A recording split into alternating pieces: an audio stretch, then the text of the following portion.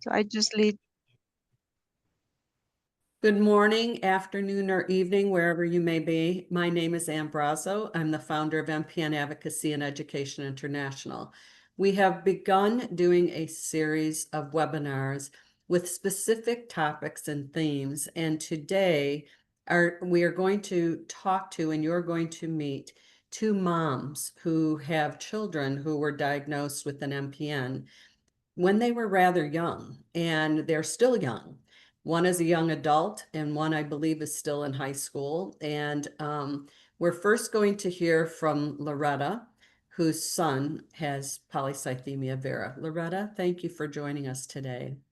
Thank you. Good morning. And thank you, Anne, for hosting Sylvia and I with sharing our story.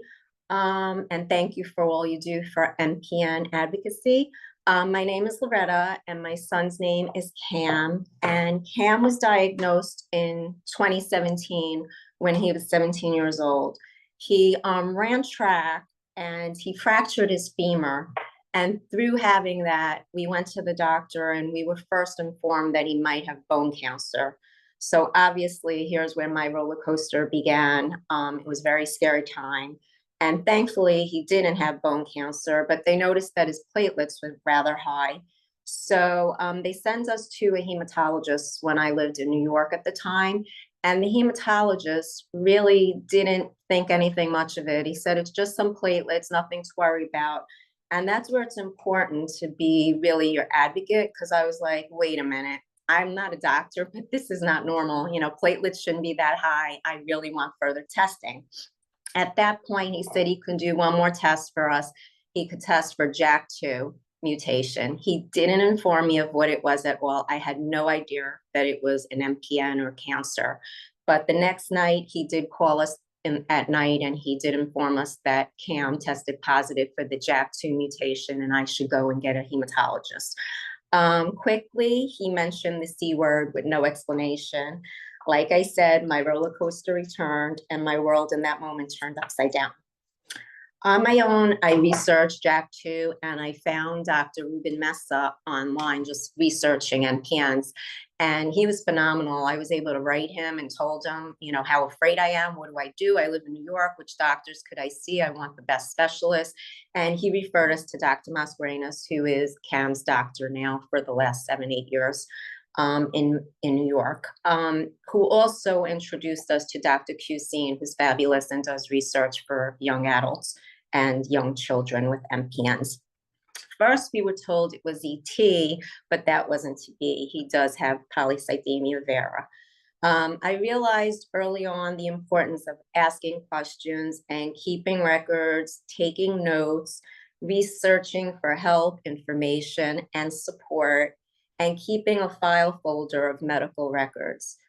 Watching and attending presentations such as this one in Zoom has been very helpful to me. Initially, Cam's side effects were like most patients, the typical fatigue, itching, headaches, night sweats, and he also has some gastro issues. But then there were more itching, more fatigue. He has floaters and a tuft in his eye. At first, we did the watch and wait with just phlebotomy. For both of us, the fears were, especially for me, the needle was so big. I was so afraid how he would handle it, but he was a trooper. And then our other fear was, okay, if we watch and wait, is there an issue with that? We're not starting medication early on. But through discussions with Dr. Mascarenas, his numbers were pretty good at the time. His symptoms were pretty normal for what's expected. So he felt it was controllable, hence the watch and wait phase. The difficulties have been, Cam was a senior in college during COVID, obviously a very hard time with isolation. And my fears for him being 4 hours away, how would he get to his appointment? What if it progresses? I couldn't do anything. I had to lose the control, and that was very hard for me.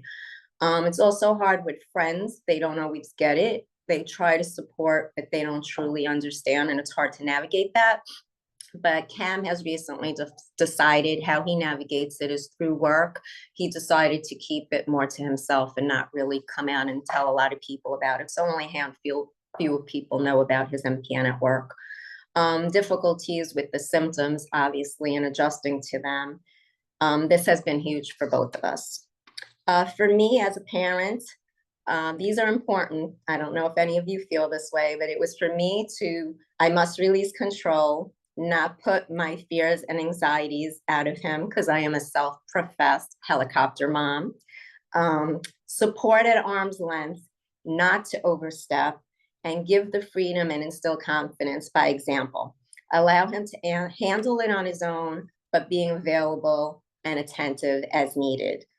Lastly, and most important, is to listen. This has repaired our relationship tremendously because at first it was very hard. I was putting too much anxiety onto him and I saw it really wasn't helping. So listen, as far as support, I met my friend Karen at actually an MPN advocacy that Anne hosted in New York many years ago. So Karen and I both have sons that are in similar ages. They both have PV, and we met that day, and now we just talk and reach out and just support each other because that's so important to know somebody else that's going through the same thing that you can turn to, because some other friends might not really understand. Knowledge is power, so stay informed, attend MPN advocacy workshops, Zooms, receive emails from different resources for MPN support, research, read, and connect and reach out. Another thing is health is wealth, both for myself and for Cam. So it's important to eat healthy. I'm personally vegan. Cam is not. I wish he would be. But it's so important to have a healthy diet. I also graze eat, and I know Dr. Mascarenas had said that that's a really good way to eat mini meals throughout the day.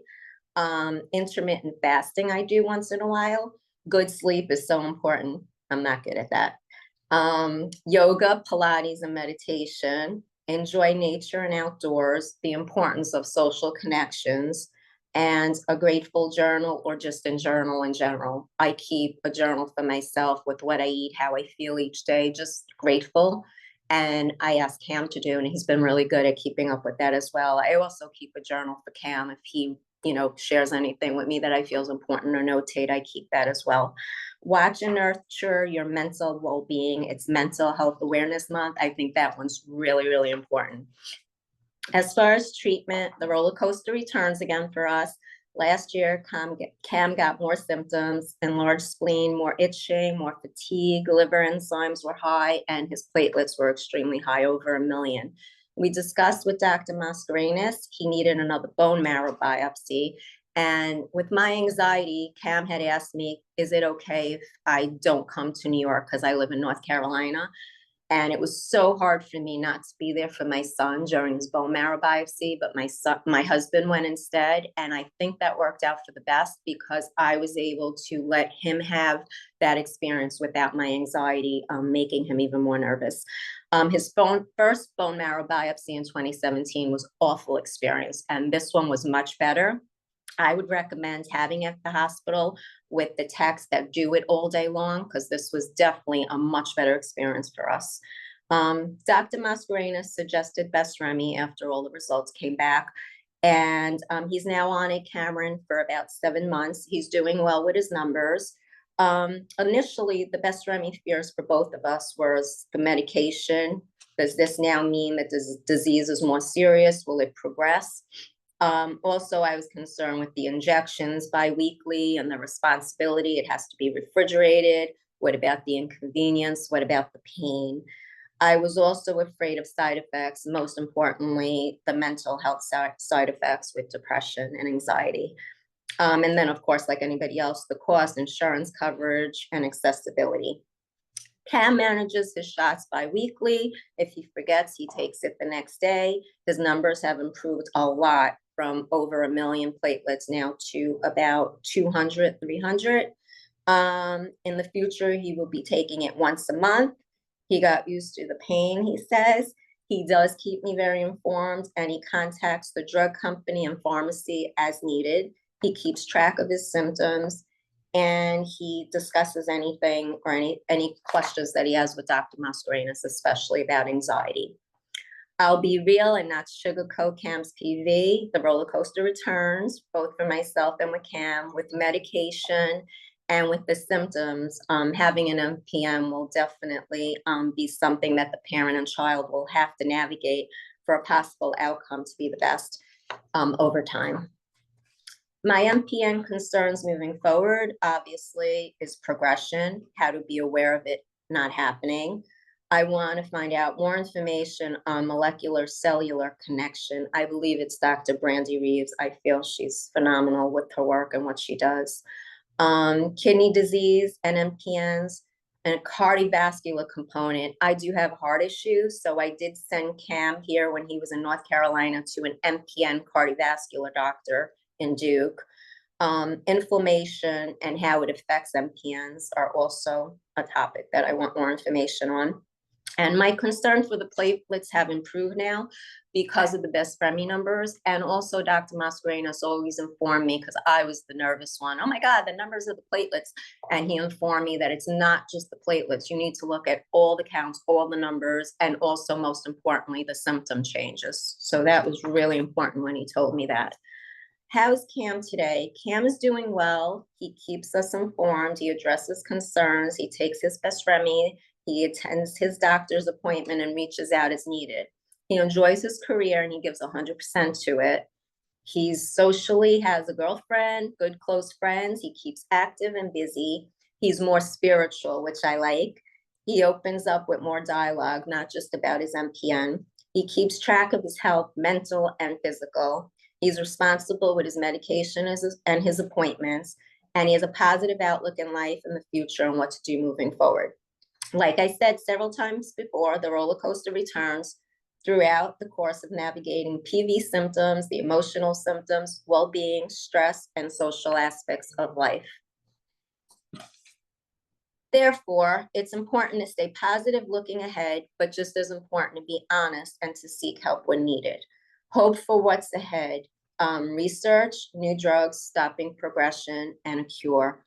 Again, thank you so much, Anne, for hosting this. I really appreciate it. It's very important for everybody to reach out and get connected. And Anne, if anybody needs to reach me for any reason, questions, or just to talk or turn to somebody else that's going through the same thing, please provide my information. I'm willing. Loretta, that was fantastically put. I'm so proud of you as a mom. Thank I you. remember the first time we connected, and your son is part of our MPN family. He speaks at some of our events, and he's part of our patient advisory council. And I love him personally. I love him very much. And he's a really top-notch kid. Thank And you. I appreciate so you did well by him, seriously. And I love what you said about diet and exercise and taking care of yourself as the mom of a child with an MPN, that it's so very important to stay healthy emotionally, physically, and in all ways. And I love that he keeps in close touch with you on these issues too. But thank you so much. Don't go away. Just hide for a moment when we're going to hear from Sylvia now. Sure. Whose daughter, I believe, still has essential thrombocythemia. Am I right, Sylvia? And I met Sylvia, oh my gosh, I think right after her daughter was diagnosed. So was that age 9, 8 or 9? It was 8. 8. Yes, I'll never forget that phone call, Sylvia. And you, like Loretta, are a trooper. And so I'm going to go away while we hear from Sylvia, and Loretta and I will both be back when Sylvia is done. Thank you. So thank you, Anne, for this. I think it's very important for all the parents to just have somebody to relate to and just have all the information available. Our journey will not be possible without your help. So my name is Sylvia. So my daughter got diagnosed when she was 8 years old. My daughter had no symptoms, nothing. She was just like a regular child. When we moved to Kentucky, her pediatrician here in Kentucky did always a blood test in all of her patients. And that's how we found out that her platelets were just too high. They were over 2 million. She sent us to the ER because they thought that, she might have something. At this point, we didn't know what was even happening. We were referred to hematology. So when we went to hematology, it was very frustrating for us because nobody had a name to this, nobody had the guidance. Um, Even the head hematologist at the Children's Hospital couldn't even give us a name. They tried to do a straight chemotherapy, which I said no until you give me a name. I felt as a parent I needed to know what was happening with my daughter. My child looked fine. There was nothing wrong with her. So if you are telling me that she needs chemo, I need to know why. So that's how our journey into all of this started. So I almost for a year I started researching. So when my daughter was 8 years old, there was nothing in the internet, nothing that could help me. But then one day I found your um, your foundation, and that's when I contacted you, and I was just desperate to know what was happening, why everybody wanted, to give my daughter chemotherapy, but nobody gave me an answer. So they started. So, but I will never forget the words of the hematologist. He said that we needed to get my daughter hydroxyurea, or we were putting her life in risk. So we decided to start hydro. Again, no answers, no nothing. So when I reached out to you and we went to Boston to, to the webinar, a lot of things started making sense. So that's when we were connected to Dr. Cuisine, and we started this whole journey into getting the education, the knowledge we needed. When my daughter was 9 years old, around 9 years old, is when we started with Dr. Cuisine. And the first treatment that she got was hydro. Hydro kind of worked for a while, but then once she started in hydro, she started having all these symptoms. Certainly, she was fatigued. Certainly, she had headaches. Headaches were one of the main symptoms for her.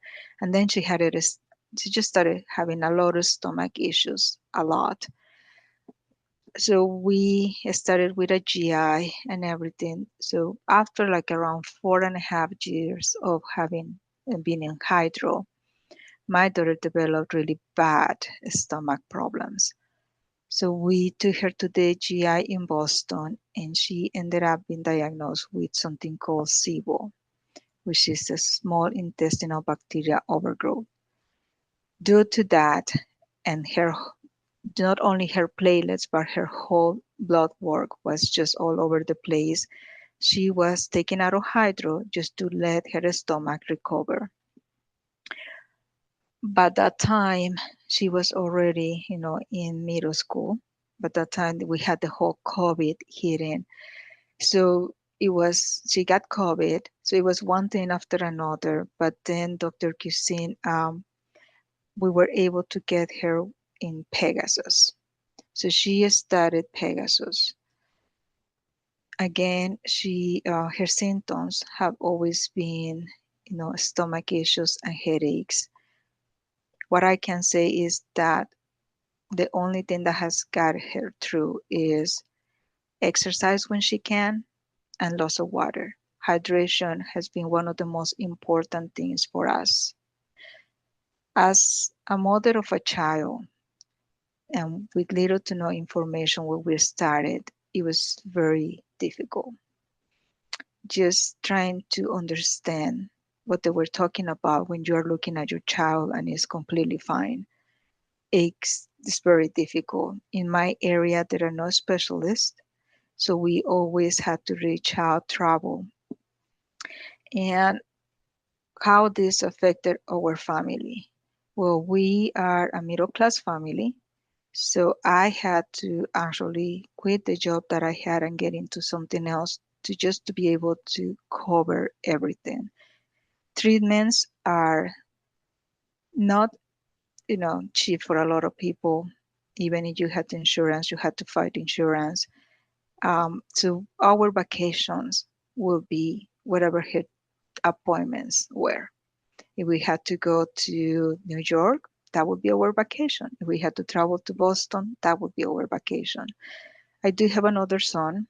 He's a little bit older, and thankfully, he just rolled with all of our craziness. When my daughter was sick, I would just stay with my daughter, and my son would just make a peanut butter and jelly sandwich and get through that. So I've been very blessed to have a child that understands that his sister needs the attention. Again, the only way that we navigate through this is we just stick together. We are very spiritual. We pray.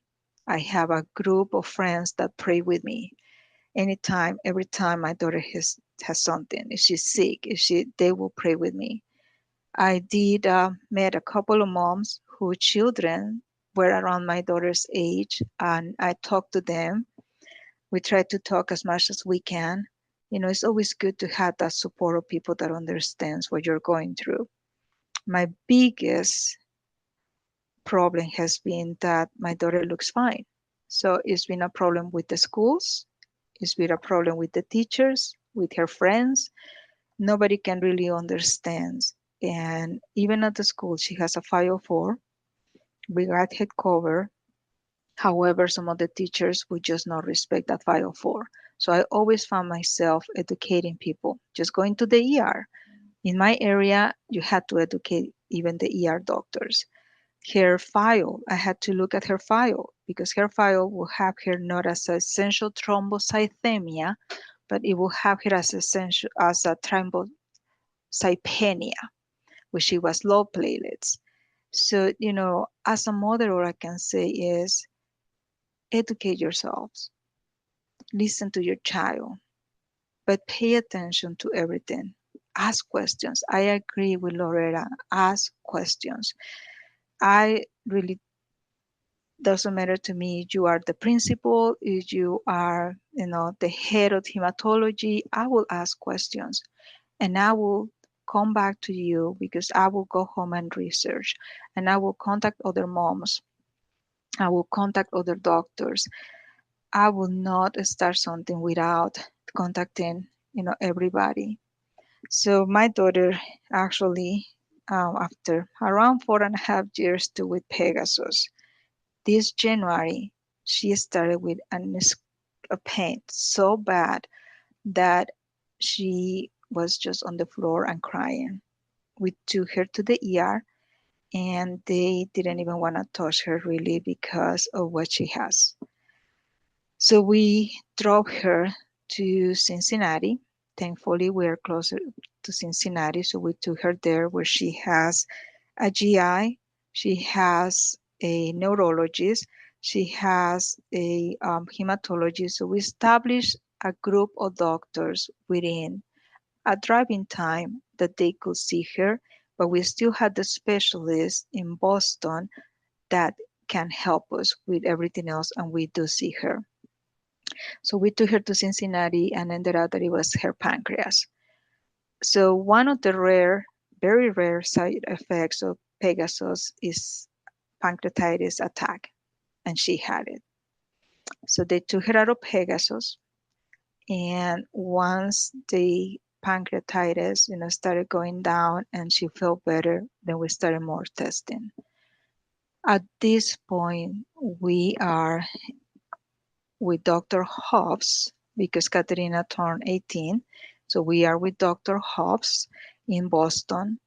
My daughter went to Boston, and Dr. Hobbs has decided to just keep her out of medication for the moment. They are still watching her. They were still doing a lot of testing. We do blood tests every other month just to keep watching, you know, how her numbers are. She is over 2 million in platelets again, but she doesn't feel sick. She does, you know, feels fatigue from time to time. But she doesn't have headaches. She doesn't feel as bad as she used to feel with medication.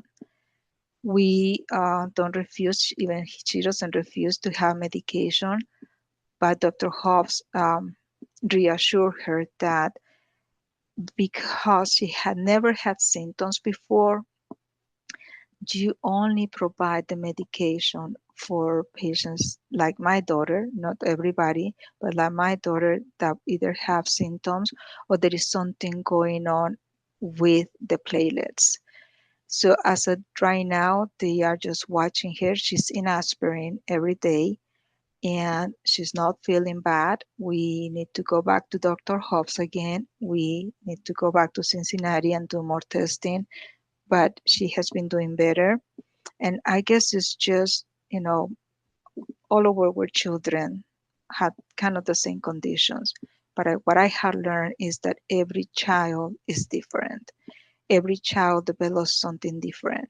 So what I will encourage every mom is just be in contact with your doctor. Ask the questions because what it works for my daughter might not work for your son or daughter, but the doctor will guide you. Like I didn't know that my daughter could go off medication and we just need to watch different numbers besides the platelets. I do watch her all the time, but most of the time she's fine. As how the future looks for her, she will be graduating from high school this year. She will be going to Cincinnati for her college. It was decided not only because she likes the university, but because most of her doctors are there. So this put us in a good place.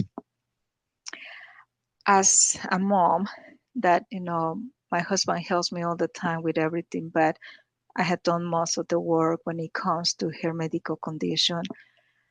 I had to work. I have a full-time job, but I still try to take care of myself. We try to eat as healthy as we can. We try to balance work and everything else we had to do.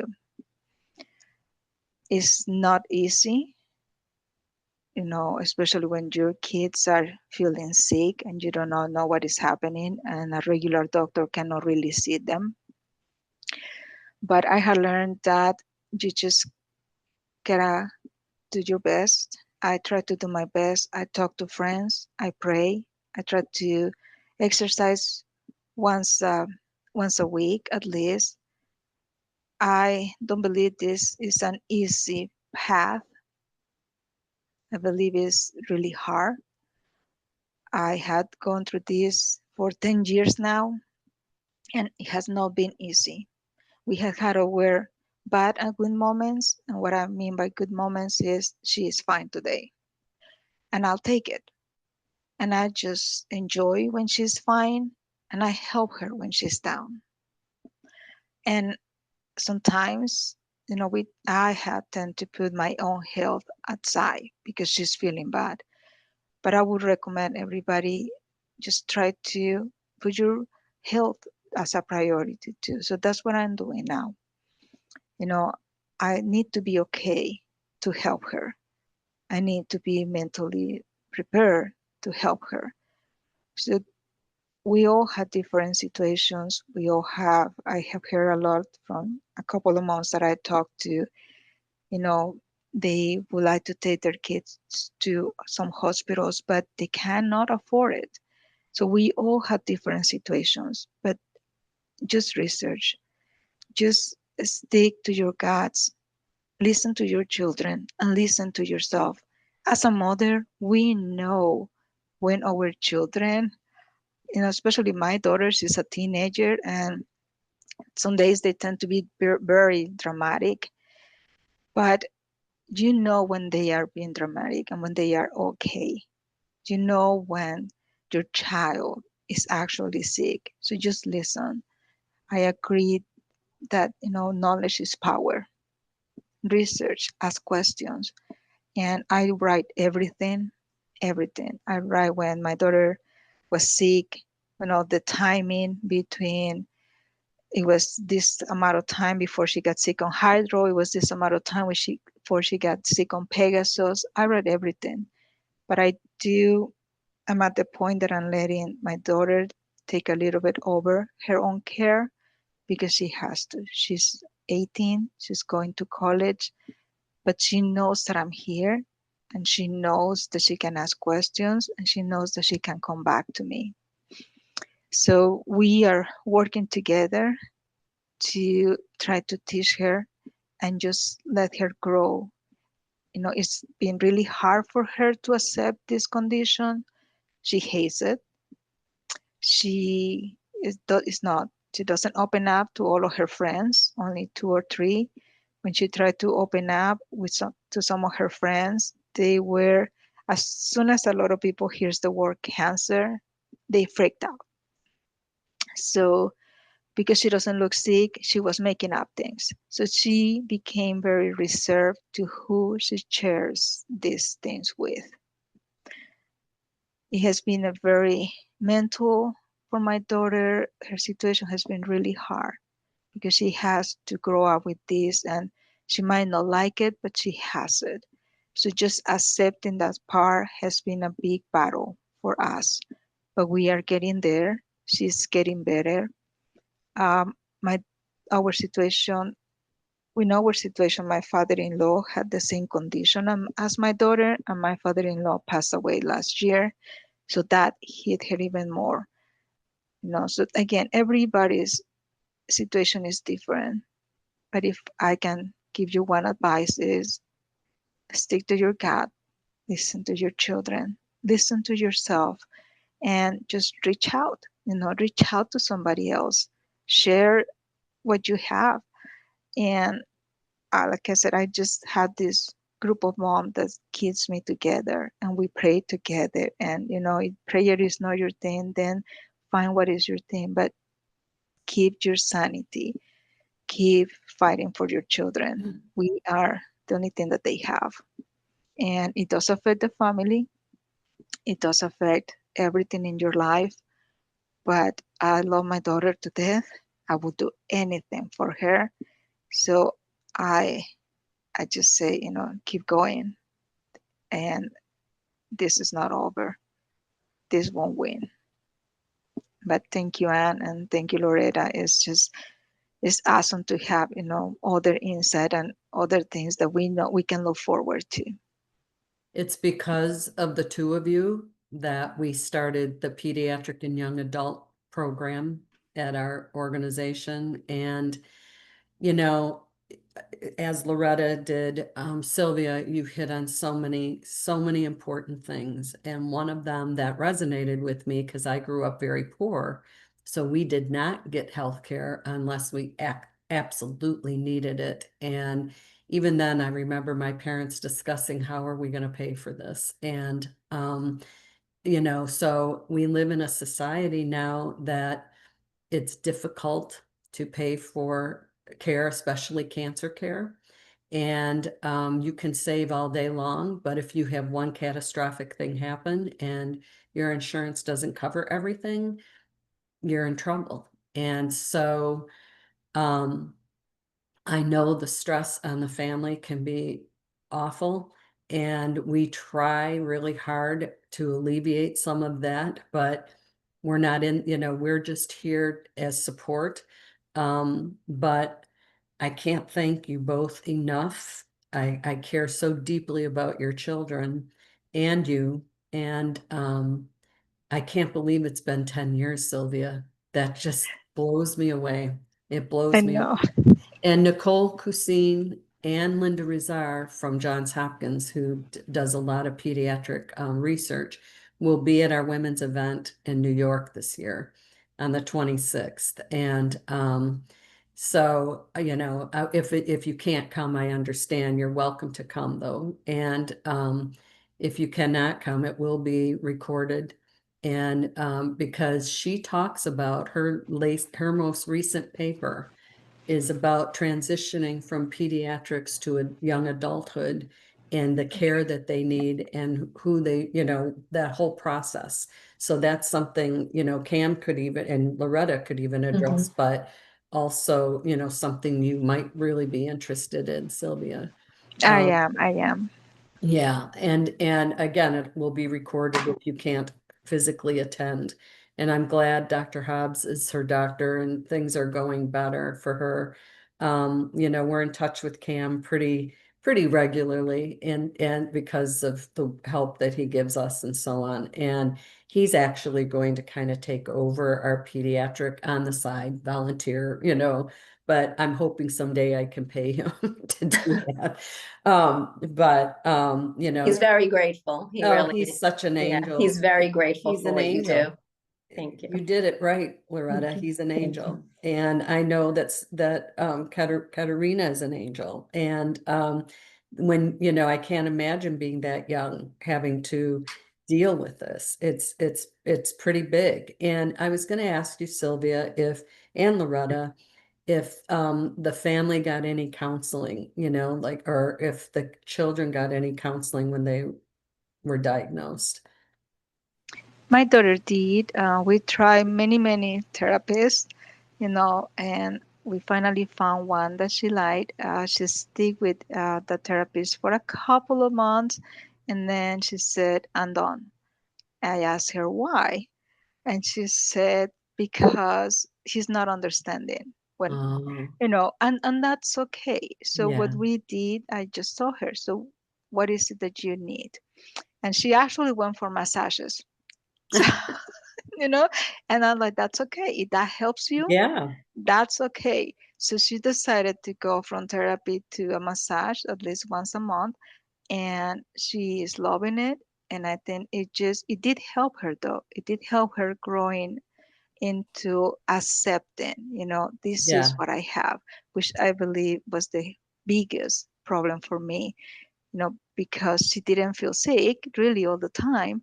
She was going to school, so she just wanted to be the same as others. right, right. And but yes, she did. What about family counseling, for you and your husband? We actually, like I said, we pray together. Yes, We talk a lot, and we bring even my son into this. So yes, this became yes, for us a family affair, right. right? So if my son was going to go through this with us, because they go through this with you, you cannot break them apart. That's right. So we just bring them in here. We talk to both of them, especially my son, for him to understand. But we had not done the counseling. Thankfully, we we have worked into now together. He works his part, I work my part, and we regroup. And Okay, at this point, actually, Katerina is feeling very good just talking to him. right, Like when they went to see Dr. Hobbs, it was only the two of them. So it's great because now, that can take kind of over. But right, yes, right. we, as a couple, we didn't, but we always cling to our faith, to our prayers, Good. and what worked for us is we brought the whole family into this, and we Yes. just I tackle this remember as a meeting family. I met your entire family. Yes. Yes. And that was great. I thought it was great. But Loretta, what about your family? And how did Cam require, the need to talk to somebody, or was it more, see, I think the kids don't. I think Yeah, I and think I it's think the because parents he's a that boy. fall apart. Yeah, and he's male, so sometimes the males Yeah. don't want to go. He didn't want to go. I really wanted him to, but he did not want to. But how he handles it is he did get a lot of like self-help books that he Yes. felt were really helpful for him. And like I said, the advice of journaling, and he took that, and the journaling has helped him. And he Yes. has also turned more to God and spirituality, which I'm really happy about. So Yeah. those things, I think, and the friends and the connections and having the Right. social aspect really helps. Yeah. Well, ladies, I cannot thank you enough. Thank you. I'm glad that I know both of you. I'm glad that we are in touch and will continue to be in touch. And you mentioned so many things today that have stayed in this old brain of mine. And we're looking forward to talking more about inflammation, diet. We do touch on that periodically, but there's a lot of information now about inflammation. And depending on what, we've even heard from patients that have said, if I eat this, I know I'm not going to feel good, or so there you go. And I think all of us can say that, but I think it's particularly interesting when it's an MPN patient. But again, thank you so very much. I hope to see you both physically in the near future, and call on us if you need me. Okay, Well, Thank thank you you. so much for everything. thank you. Thank you, Anne. Thank Thank you. you.